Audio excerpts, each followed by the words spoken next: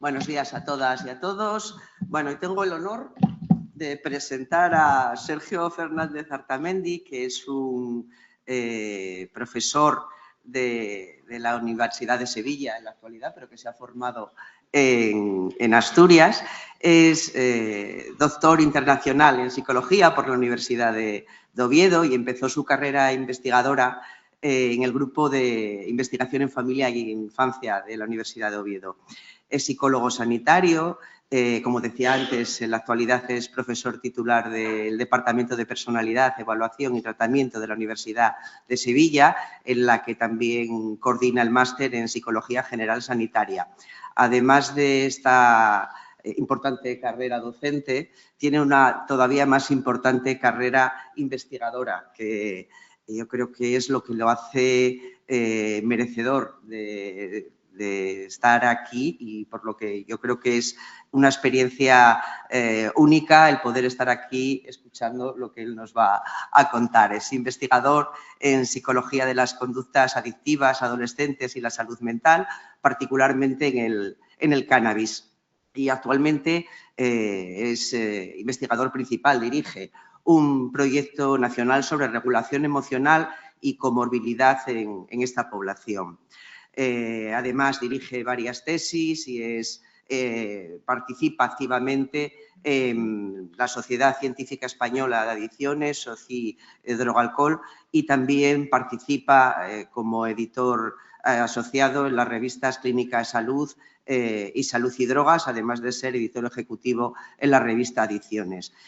Sobre sus innumerables publicaciones, que estaría yo más tiempo contándolas que él contándonos lo que viene a contar, destacar bueno, pues su trabajo sobre patología dual, sobre tratamientos psicológicos empíricamente apoyados para la infancia y adolescencia, sobre los estilos de crianza y consumo de alcohol entre adolescentes, sobre el bienestar subjetivo en la adolescencia, en un estudio comparado en distintas comunidades españolas. En resumen, ha profundizado como investigador en todos los ámbitos y aspectos relacionados con el consumo de drogas, jóvenes, con lo cual es capaz de afrontar el tema que nos va a contar desde aspectos muy diferentes, lo que hace que sea un abordaje integral y muy solvente del tema que nos ocupa. Y sin más,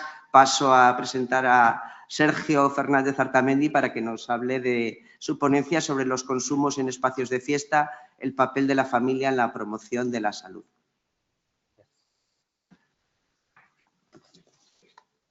Bueno, ¿esto funciona? Sí. Bueno, en primer lugar, muchísimas gracias, Trini, por la presentación. Efectivamente, aunque estoy en la Universidad de Sevilla, no solo me formé en Oviedo, sino que soy de Oviedo, o sea que presta volver a casa y que le hagan sentir a uno como en casa. Y gracias también a las jornadas por la invitación y enhorabuena también por la organización, porque veo que está lleno de gente. Y en este ámbito, pues siempre hace falta abordar muchas cosas y unir sobre todo a distintas entidades e instituciones para seguir viendo qué se puede hacer y que podemos mejorar un poco en lo que estamos haciendo en el trabajo con jóvenes, ¿no? El objetivo que me planteé hoy era revisar un poco lo que tiene que ver con la situación del consumo de sustancias entre los jóvenes. Creo que hay varias cuestiones importantes en las tendencias de los últimos años y pues quizás las derivadas o implicaciones que eso pueda tener en la perspectiva de las necesidades del abordaje en prevención familiar, ¿no? Por eso, primero, creo que sería interesante revisar qué es lo que nos encontramos o cómo está la situación del consumo de sustancias en los espacios de fiesta actualmente y después, a partir de ahí, ver de qué manera la prevención familiar puede aportar estrategias útiles o qué debe cambiar, si es que hay algo que deba cambiar, y luego discutiremos un poco sobre las dificultades, ¿no?, que puede haber en este ámbito. Quizás por eso lo primero que planteaba tiene que ver con esa época de cambios en el tema de consumo de sustancias en jóvenes. Hay muchos factores, un poco Trini decía ahora, hay muchos frentes para analizar el comportamiento de los jóvenes y la salud mental y la asociación con las adicciones. Y en los últimos años hay cambios muy importantes que tienen que ver con muchos factores que luego, si eso, discutiremos a tiempo, ¿no? Pero sabemos que los jóvenes están... hay diversos fenómenos a nivel psicológico y de consumo de sustancias que son muy, muy interesantes y todavía algunos incluso desconocidos sobre qué es lo que sucede, ¿no? Esta época de cambios tiene que ver un poco con que si revisamos los datos que nos da el Plan Nacional de Drogas en los últimos años, el Plan Nacional de Drogas hace todos los años, cada 2, una encuesta a la población de toda España de 14 a 18 años y las encuestas que vemos, esto sencillamente es una comparación entre, ¿dónde está? Así, 23-25, donde lo que vemos es la prevalencia de consumo en los últimos 12 meses. Y si vemos, por ejemplo, el consumo de alcohol, tabaco y cannabis, en todas se nota un ligero descenso, que es algo que hemos visto en algunas encuestas anteriores también. De hecho, si vemos después otra tendencia que es característica, tiene que ver con la igualación de la prevalencia del consumo entre hombres y mujeres. Esto varía mucho entre países, en realidad no es que haya una diferencia clara y en nuestro país, como podéis ver ahora, pues realmente las diferencias de género en consumo de alcohol o de tabaco, por ejemplo, están bastante equiparadas. De hecho, las mujeres jóvenes españolas consumían siempre más tabaco, por ejemplo, que los hombres, comparado con otros países donde el patrón era al revés, ¿no? Siempre hay alguna variante cultural. Y veremos que hay algunas cuestiones que luego hablaremos un poco más, como por ejemplo el consumo de hipnosedantes, donde las mujeres duplican a los hombres, tanto en consumo con receta como sin receta. Y cuando nos centramos en consumo en espacios de fiesta, veremos que hay una serie de sustancias características o clásicas, que podemos decir ilegales, donde están sobre todo estimulantes, pero también el cannabis, donde, como veis, las prevalencias en general son bastante bajas. Por eso es algo que también iremos hablando durante la presentación sobre esas prevalencias y qué implican, pero hay que tener en cuenta que cuando hablamos de este tipo de sustancias, hablamos de prevalencias que a nivel global son bajas. No quiere decir que sea poca gente, pero que en general pues son más bajas, por ejemplo, que en el caso del alcohol, ¿no? Lo importante a nivel de tendencia tiene que ver con que lo que sí vemos en los últimos años es algo que, como siempre suelo decir, podría ser una buena noticia, aunque luego tiene su parte no tan buena, pero una buena noticia tiene que ver con que el cambio del patrón de consumo en los jóvenes adolescentes en los últimos años, si os fijáis, esto es el estudio del Plan Nacional de Drogas del 94 a 2025, y en los últimos años, como veis, la tendencia, esto es el caso de tabaco, va hacia abajo. De manera que el consumo de tabaco en distintas prevalencias, como veis, últimos 12 meses, últimos 30 días, que es esta, es la que utilizamos normalmente como referencia de consumo frecuente, y hay una tendencia a la baja, lo cual, pues, hombre, comparado con épocas de hace unos años, es muy positivo que se fuma menos tabaco entre los adolescentes, ¿no? Lo mismo sucede con el cannabis. Si os fijáis en la prevalencia en los últimos 20 años, en los últimos años, fijaros que la prevalencia se reduce incluso a la mitad. Es decir, que se consume la mitad de cannabis, o la mitad de los jóvenes consume cannabis comparado con hace 10, 20 años, lo cual pues también es positivo. La tendencia en ese sentido es descendente bastante clara, ¿no? E incluso si nos vamos a consumo de alcohol, que también es algo que ha llamado mucho la atención, porque España tenía clásicamente una población adolescente muy consumidora de alcohol, sí hay algunos datos que podríamos decir positivos en la medida en que la tendencia ha ido hacia abajo. Fijaros que estas gráficas, que luego os enseñaré, tienen un poco de truco, porque el 50% está abajo, o sea, falta la mitad de la población que estaría debajo de esa línea, pero efectivamente la tendencia de consumo en los últimos 30 días, el número de adolescentes que bebe en el último mes, ha pasado del 75 al 50%, lo cual, pues, también es bastante positivo, que el consumo de alcohol ha disminuido mucho, ¿no? Si nos fijamos en el consumo de alcohol de riesgo en los últimos 30 días, aquí la gráfica os la puse bien, se la modifiqué al plan de drogas, por así decirlo, y se ve un poco que efectivamente la tendencia es muy positiva en el consumo de alcohol de riesgo, pero fijaros todavía dónde están las prevalencias, es decir, que todavía quedan muchos adolescentes que efectivamente mantienen un consumo de alcohol de riesgo. Esto es relevante particularmente porque en el caso de, como veremos después, tiene mucho que ver precisamente con los espacios de fiesta. El cambio histórico, luego podremos hablar un poco más de ello, tendrá que ver con que las formas de ocio entre los adolescentes han cambiado mucho, la forma en la que dedican el tiempo libre y cómo se comunican ha afectado a los espacios de fiesta, hasta el punto de que hay cambios significativos en el patrón, incluso a nivel económico para los propios espacios de fiesta, ¿no? Si nos vamos al consumo de otras drogas, fijaros que también es positivo, tenemos aquí las tasas, prevalencias de consumo de clásicos estimulantes y drogas que llevan aparejadas a los entornos de fiesta mucho tiempo. Y aquí lo que vemos Es positivo en la medida en que tuvo un descenso significativo hasta 2012-14, pero está estabilizado. También, de nuevo, es algo que hablaremos en el caso del consumo de sustancias de este tipo. Fijaros que hablamos de prevalencias muy bajas. Es decir, hablamos de que son prevalencias en la población adolescente de 1%, 2%. Es decir, son muy pocos los adolescentes que, digamos, tienen este consumo. De nuevo, no quiere decir que no sea significativo, pero que no es un patrón de consumo muy prevalente, ¿no? Como os decía antes, justo lo que sí vemos es que algo que es evidente en el caso del consumo de sustancias en adolescentes es algo que se repite clásicamente, es que cuanto más se sale de noche, si os fijáis aquí arriba, más de 4 noches a la semana o nunca, el consumo de diversas drogas se multiplica. Es decir, aquellos jóvenes que salen más de 4 noches a la semana, que es bastante, o incluso que salen de 1 a 3, de una noche a la semana o 2 noches a la semana, vemos cómo la prevalencia de consumo de tabaco, la prevalencia de consumo de alcohol, se va disparando hasta alcanzar las tasas pues, de hasta el 80 o 90%. Que de nuevo esto va precisamente en línea de lo que hablamos en esta comunicación y un poco en las jornadas, cómo el espacio de fiesta sigue siendo un entorno que es de alto riesgo para el consumo de sustancias. Y mientras que muchos jóvenes se han salido del espacio de fiesta por esos cambios culturales que hemos visto y muchos de ellos han dejado de lado el alcohol aparentemente porque ya no salen tanto de fiesta y han dejado también otras drogas, aquellos que siguen saliendo mantienen un patrón de consumo, digamos, como más pegado a la tendencia tradicional, ¿no? Y de nuevo, lo mismo sucede con las horas de llegada a casa. Pues los que llegan después de las 8 de la mañana, ¿qué se puede estar haciendo por estas 8 de la mañana? Pues los adolescentes, los jóvenes, la mayoría, pues consumir es parte de ese patrón de ocio, ¿no? De nuevo, lo que nos dicen estos datos, como veis, es que a pesar de que hay tendencia positiva, los espacios de fiesta siguen manteniendo un núcleo muy sólido de consumo de sustancias y siguen siendo un espacio que llamamos de alto riesgo, ¿no? Por eso hablamos de nuevos hábitos y sus riesgos. Estos son sustancias, como digo, casi buena noticia, la reducción en la prevalencia del consumo de estas sustancias, pero lo que nos encontramos también en estos últimos años tiene que ver con nuevos hábitos.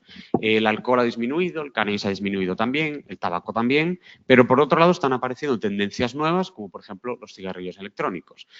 Tendencias nuevas que son nuevas sustancias y también nuevos riesgos y nuevos retos en la perspectiva de prevención familiar. Veremos después por qué son particularmente relevantes, ¿no? Muchas de estas ya las conoceréis, pero, por ejemplo, el consumo de cigarrillos electrónicos, tanto en formato cigarrillo como calentador de tabaco. Si bien el tabaco ha ido disminuyendo, en los últimos años lo que vemos es que el cigarrillo electrónico se ha ido asentando como una tendencia más estable. Y, de hecho, el cigarrillo electrónico es una puerta interesante de entrada para nuevos formatos como el cigarrillo electrónico con cannabis, por ejemplo, son estas dos prevalencias que tenéis de nuevo muy bajitas aquí, con cannabis, por ejemplo, con THC o con CBD o con cannabis sintéticos o semisintéticos. Es decir, la tendencia abre la puerta a consumo de sustancias diferentes a la nicotina a través del cigarrillo electrónico, por ejemplo. Lo cual, pues, incrementa, como luego hablaremos un poco, los riesgos significativos. Por una parte, porque el cigarrillo electrónico cambia ese patrón de uso, el cigarrillo electrónico está asociado a otros riesgos que tiene que ver, por ejemplo, con problemas cardiopulmonares, el famoso síndrome EVALI de deterioro de los pulmones por la temperatura en la que están los cigarrillos electrónicos o los calentadores de tabaco, y abre la puerta al consumo de nuevas sustancias psicoactivas diferentes y que pueden suponer un riesgo significativo, que además el cigarrillo electrónico es la puerta de entrada que al marketing, digamos, que también les suele interesar para acceder a otros productos tabáquicos. Es una forma cool de entrar en el tabaco, ¿no? Y son campañas que normalmente van dirigidas particularmente a los adolescentes, con productos de colores muy atractivos, con tiendas muy atractivas, para que precisamente los jóvenes accedan al cigarrillo electrónico y de ahí al tabaco, ¿no? Otro que aquí en Asturias no es tan todavía prevalente, pero por ejemplo en el sur sí que lo es el uso de la cachimba en espacios de fiesta, que ha ido ganando mucho peso. En Sevilla esto es tradición desde hace mucho tiempo, y es otra forma de puerta de entrada de los adolescentes al consumo de tabaco posterior e incluso en algunos casos al consumo también de cannabis, por ejemplo, hasta el punto de que el consumo de cachimba en Andalucía hemos llegado a ver como tradición que se regale una cachimba, por ejemplo, en comuniones, como un aparato casi como si fuera de entretenimiento, cuando en realidad pues es para lo que es.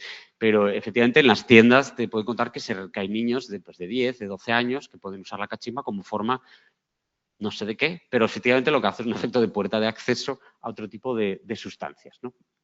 De hecho, lo que vemos también es que el consumo, este es un estudio que estamos realizando nosotros, como el uso de cachimba, si veis, lo normal que muchos pensamos puede ser el uso de tabaco, pero en la cachimba también se combina con cannabis. Y, por ejemplo, en casos todavía muy menores, aparece el cannabis sintético aderezando el tabaco que se pone en la cachimba. Es decir, son puertas de acceso también a muchas de estas sustancias nuevas, ¿no? Una tendencia también que quería comentar, aunque quizás es menos vinculada al espacio de fiesta, tiene que ver con el uso de los psicofármacos que hablábamos antes de hipnosedantes, que es uno de los patrones que también es esa parte de mala noticia, que si vemos la tendencia de uso de psicofármacos en adolescentes, no hace más que subir en los últimos años. En los estudios que nosotros estamos realizando, lo que vemos fundamentalmente es que de lo que se trata, tanto en los casos con receta como sin receta, es del uso de lorazepam y diazepam, es decir, ansiolíticos benzodiazepinas en líneas generales, que lo que sí hemos visto también es que no está vinculado a la fiesta. Tiene sentido que la gente no use los ansiolíticos para salir de fiesta. Pero sí que está muy vinculado con los problemas psicológicos de otro tipo que se pueden ir generando a lo largo de la vida diaria adolescente, o incluso también con consecuencias derivadas del uso de otras sustancias, con formas de aplacar efectos de sustancias psicoactivas de otro tipo, ¿no? Pero por lo general relacionado mucho con el sueño o con la reducción de la ansiedad y la angustia. Esto va un poco en línea, que obviamente hoy no nos da tiempo a entrar mucho en ello, de esa vinculación entre consumo de drogas y salud mental y cómo el consumo de sustancias muchas veces está vinculado a funciones psicológicas. Se hace para algo, a menudo para lidiar con problemas de sueño o para lidiar con ansiedad o con problemas psicológicos diversos, ¿no? En este ámbito precisamente de fiesta, una de las cosas que vemos es que aparece este nuevo patrón de nuevas sustancias psicoactivas, que no sé si algunas estaréis más o menos familiarizados con ellas, y quizás es uno de los riesgos más llamativos del espacio del entorno de fiesta, ¿no? Y que va a ser determinante después para el espacio de prevención. Estas nuevas sustancias psicoactivas incluyen nombres que seguro que a muchos igual no os suenan, o sí, como el Spice, por ejemplo, que es un cannabinoide sintético, el óxido nitroso, que seguramente os suene más, el famoso gas de la risa, aparece la ayahuasca, aparece el cloretilo, que también es una sustancia que ha ido apareciendo entre los jóvenes. De nuevo, las prevalencias son bajas. Fijaros que hablamos de porcentajes muy escasos, pero empiezan a aparecer en espacios de fiesta con consumo puntual y lo que vemos es que suponen riesgos significativos para la salud. Digamos que más allá que perfiles adictivos, por ejemplo, hay riesgos de intoxicaciones o riesgos de efectos adversos bastante importantes, ¿no? Y eso en contextos de fiesta, donde la información no suele ser muy prevalente, pues es un riesgo importante. Estas nuevas sustancias psicoactivas realmente es un nombre que se le da a categorías muy amplias, donde aparecen sustancias que son sobre todo de diseño, fabricadas en laboratorio con moléculas concretas, o bien sustancias que tradicionalmente no se consumían como ocio y que ahora se ingieren como forma de entretenimiento. El problema que tiene a nivel preventivo es que la percepción social es que son más seguras. El óxido nitroso, por ejemplo, el gas de la risa, muchos jóvenes piensan que eso es inocuo, no tiene ningún riesgo, por ejemplo, ¿no? Pasa lo mismo con el cloretilo o la creencia con los cannabis sintéticos de que es cannabis, cuando en realidad no tiene nada que ver con el cannabis, por ejemplo, ¿no? Quizás eso a nivel informativo es una categoría muy amplia de sustancias que van accediendo al mercado y que van cambiando de forma muy rápida y hace que a menudo los propios jóvenes no sepan ni siquiera exactamente qué están consumiendo. No voy a entretener mucho porque tenemos para pasar luego a la parte de prevención. Pero, por ejemplo, si nos fijamos en el óxido nitroso, es característico, ha ido creciendo su uso de forma muy experimental en los entornos de ocio, que consiste básicamente en inhalarlo de una manera rápida y lo que hace al tener óxido nitroso es deprimir el sistema nervioso, con lo cual da como una especie de relajación.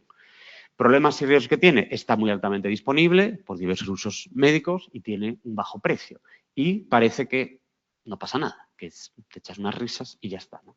El riesgo con lo que está vinculado sobre todo tiene que ver con quemaduras, por ejemplo, porque está a presión y está muy frío. Puede generar hipoxia, al ingerir óxido nitroso no entra oxígeno, puede provocar un desmayo o incluso el coma. Puede provocar náuseas, puede provocar también desmayos y golpes y lesiones, pero el problema que tenemos de nuevo en esos entornos precisamente es la percepción de riesgo, que es muy baja, cuando en realidad los riesgos pueden estar ahí, ¿no? El cloretil es otro de los que ha ido apareciendo, que básicamente es una sustancia anestésica de medicina y también aparece como vía de administración inhalada, por ejemplo, entre los jóvenes como una forma de nuevo de experimentar esos efectos. Con riesgos también como náuseas, dermatitis por contacto, quemaduras. Como veis, el patrón tiene mucho que ver a veces con que las sustancias en sí son de alto riesgo y no hablamos tanto de un perfil adictivo per se, ¿no? Este tipo de sustancias, por ejemplo, no lo tendrían. En el ámbito del cannabis, si bien el cannabis es una droga ya muy conocida, también nos encontramos con cambios en el perfil de uso del cannabis que va a tener que ver con precisamente la concentración de THC. El cannabis, sabéis que tiene fundamentalmente dos moléculas, THC y CBD. Lo que ha ocurrido en los últimos años, desde los años 60, como veis, es que la cantidad de THC que se encuentra en el cannabis se ha multiplicado, que es la sustancia precisamente más psicoactiva, ¿no? Lo cual incrementa riesgos de efectos desagradables, de incluso de brotes psicóticos, por ejemplo, por una intoxicación, ¿no?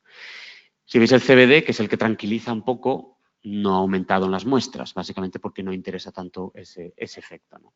Con lo cual aparece lo que llamamos el cannabis de alta potencia, que es aquel que tiene más de un 10% de THC, que es el más prevalente hoy día. La mitad aproximadamente del cannabis que existe tiene más de un 10% de THC y también implica nuevos riesgos precisamente en ese consumo que no tendría un cannabis natural, como se podría entender el silvestre que encontraríamos por ahí, que suele tener un 1% de THC aproximadamente, ¿no? De hecho, por eso nos encontramos en los últimos años incrementos en el consumo de cannabis y también de las variantes de cannabinoides sintéticos, que es son moléculas con la estructura de cannabinoide que aparecen también en contextos de fiesta.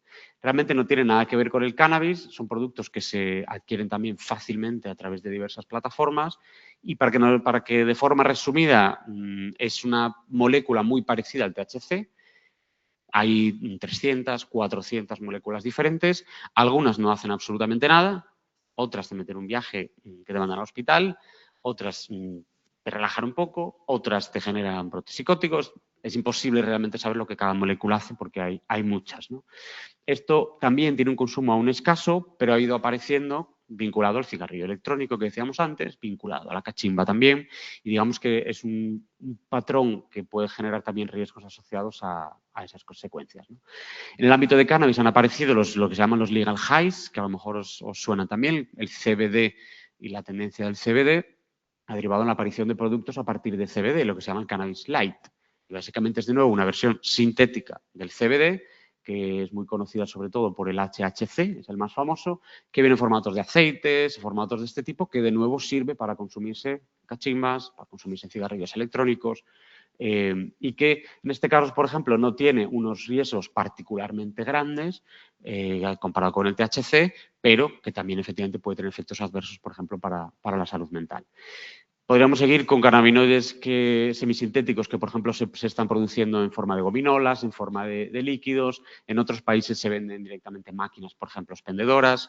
Lo cual, como digo, uno de los riesgos en ese ámbito es precisamente la gran variabilidad de sustancias, de productos, la diversificación, el marketing de estos productos y la accesibilidad que puede tener en distintos espacios, ¿no? Por cerrar con sustancias, el 2CB, que también os sonará, por ejemplo, va muy vinculado también a estas estrategias de marketing en espacios de fiesta. El 2CB, que a veces se llama cocaína rosa, no tiene nada que ver con la cocaína, por ejemplo. La desinformación habitual es que es cocaína rosa, cuando en realidad no tiene nada de cocaína. Y normalmente es una mezcla de ketamina, MDMA, puede llevar a veces cafeína. De nuevo, esto genera riesgos en espacios de fiesta que van a tener mucho que ver con reducción de daños, de que no se sabe exactamente qué es lo que la gente puede estar consumiendo, ¿no? Bien, como decía un poco, como veis, la idea era resumir, no sé cómo voy de tiempo. Bien, como decía un poco, la idea de lo que comentaba es que el espacio que vemos en el patrón de consumo de sustancias de los jóvenes ha pasado quizás de unos entornos de fiesta vinculados a un patrón general de muchos jóvenes en entornos de fiesta, de consumo de alcohol, vinculado también a estimulantes clásicos como la cocaína, por ejemplo, que estaba muy presente en los espacios de fiesta. Lo que vamos viendo ahora es que los jóvenes que quedan en los entornos de fiesta son menos. El patrón que se mantiene en esos espacios de fiesta sigue muy vinculado a un consumo de alcohol excesivo y a la aparición cada vez más de sustancias de este tipo que de nuevo son riesgos adicionales por desconocimiento de los efectos. El que aparezca tursibio, que aparezca una determinada sustancia que no es la que se supone que tiene que ser. Por eso, mayoritariamente, una de las estrategias preventivas tiene que ver con reducción de daños, con drug checking en espacios de fiesta, donde se controla y se informa sobre qué tipo de productos son. Y en el caso de las familias va a suponer un reto significativo en la medida en que, como muchos habréis visto en estas sustancias, algunas pues, no tenemos ni idea de lo que son, o ni siquiera de que existen o que están accesibles. Lo cual hace que la información que las familias pueden dar sobre drogas empieza a ser mucho más complicada. De hecho, incluso para los que trabajamos en este ámbito, cada 2 o 3 años tienes que ponerte al día en algo porque son nuevas drogas, nuevas sustancias, nuevos principios activos, incluso nuevas formas de consumir y nuevos patrones, ¿no? Digamos que hay que estar mucho más pendiente de esos posibles cambios. Con lo cual, la prevención de sustancias tradicionales sigue estando ahí, la prevención también de formas de tabaquismo sigue siendo necesaria. En cannabis, la información, por ejemplo, es muy necesaria en temas de nuevas formas de cannabis y riesgos asociados a cannabis de alta potencia y, por supuesto, en el ámbito de prevención familiar, aunque aquí hablamos de espacios de fiesta y redes sociales y demás, aquí no están tan vinculadas a ese entorno, el trabajo, el acceso a redes sociales facilita muchas veces la exposición también a posibles sustancias, la promoción de sustancias y de patrones de uso que luego son de riesgo en el espacio de fiesta, ¿no?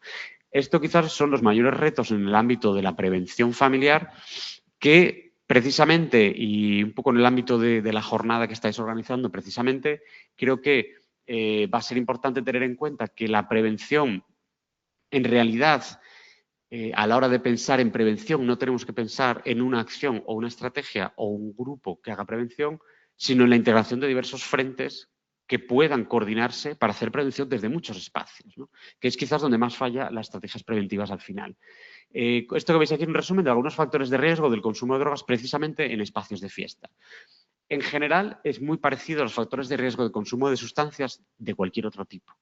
Y es muy parecido a los factores de riesgo que nos encontraremos de otros problemas psicológicos de los adolescentes más generales como ansiedad o problemas de salud mental. ¿Qué quiere decir esto? Que habrá factores de riesgo como el perfil personal, la búsqueda de sensaciones, la baja percepción de riesgo, expectativas positivas vinculadas a la fiesta. Habrá también patrones de ocio como noches largas, consumo en grupo, normas percibidas sociales y luego, por supuesto, aspectos comunitarios, que es donde entran las instituciones.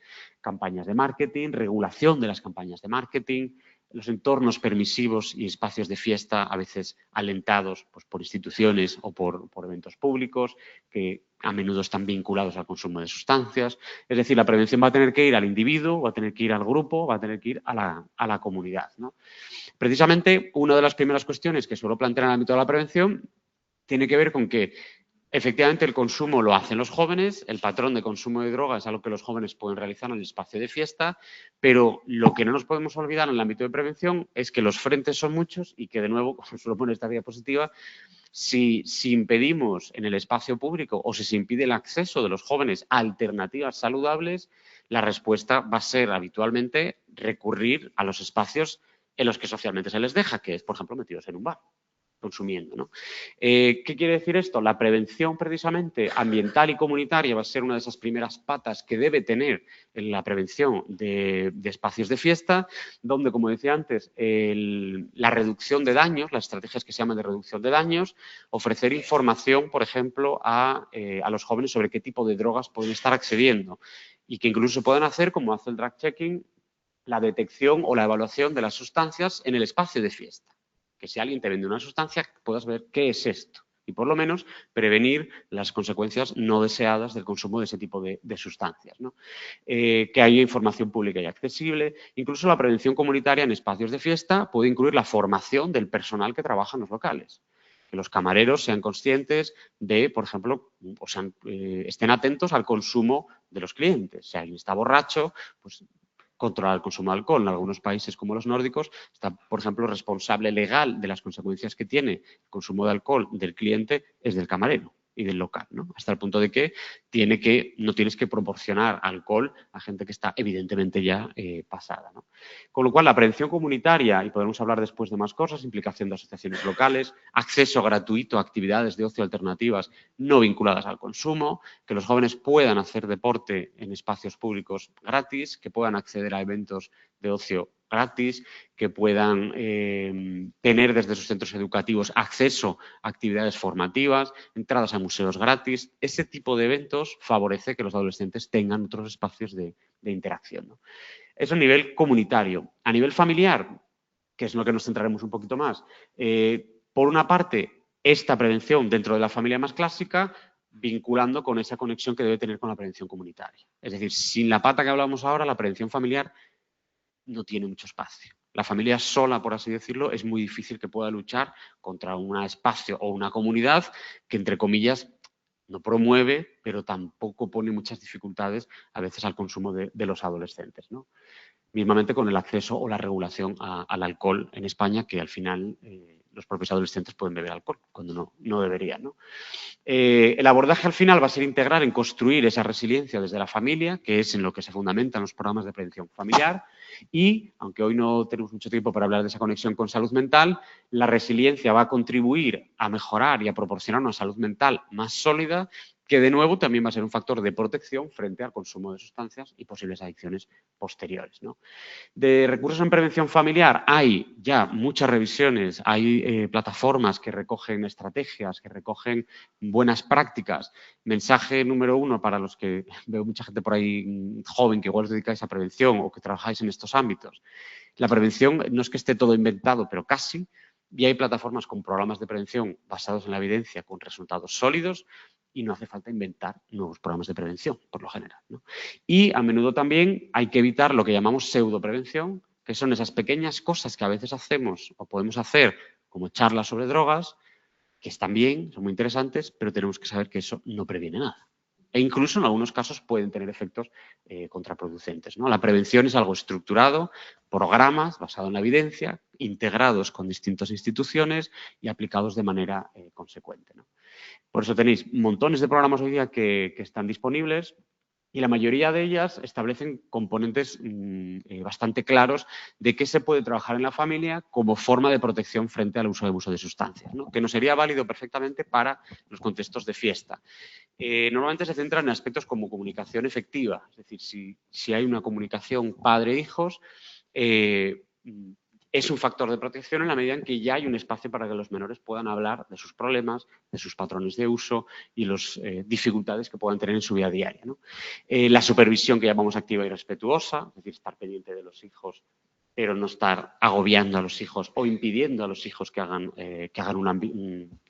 disfruten, digamos, del tiempo fuera de casa, que puedan aprender a resistir la presión social, es decir, qué implica la presión de los amigos y cómo construir una autoestima que favorezca este tipo de protección.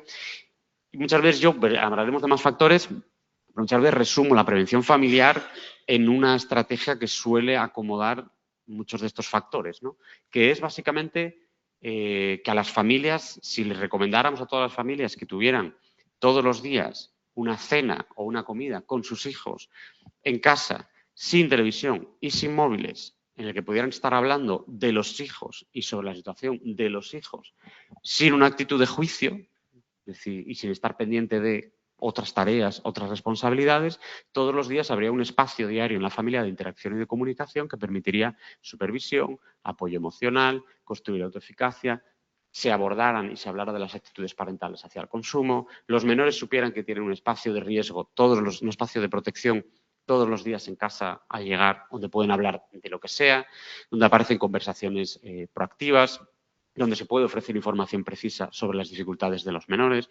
Pero suelo poner ese ejemplo, esa pequeña muestra de lo que puede ser una forma efectiva de prevención familiar, que sería básicamente ese momento diario, todos los días, de cena o de comida familiar, donde se produzca una interacción con los menores consciente, ¿no? De escucha consciente y proactiva hacia los menores. Porque a menudo, precisamente, el sondeo de hábitos saludables, qué quieren hacer los menores, qué cosas les gusta hacer o les gustaría hacer con su tiempo libre, facilitar que puedan practicar un deporte, que puedan tocar un instrumento, si les gusta leer, si quieren cualquier tipo de ocio alternativo, porque en el ámbito de adicciones sabemos que cuanto más ocio alternativo saludable, menos consumo de sustancias. Es muy protector, ¿no?